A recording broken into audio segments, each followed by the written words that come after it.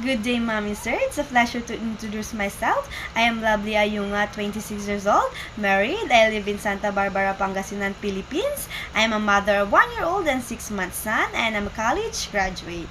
My duties and responsibilities and priorities as a nanny and housemaid is taking care of babies, taking care of children, taking care of elderly, taking care of pets, going to market, cooking, washing clothes, ironing, cooking, and household cleaning, and so many more.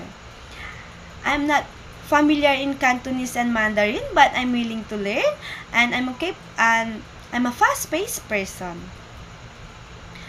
My last employer here in Philippines since 2017 and 2019 as a nanny and housemaid is a Filipino. There are 5 members of the family, 3 children and 2 adults.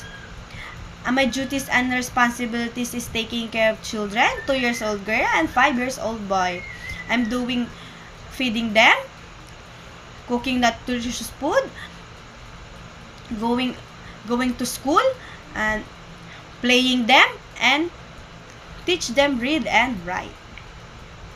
And my previous job here in Philippines since 2019 and 2022 is kitchen staff, and 3 years work experience, and I assign in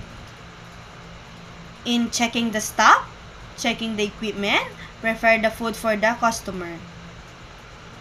I hope you choose me as your nanny and housemaid because I'm a capable, I'm hardworking, I'm a fast learner, I'm doing my best as your nanny and housemaid.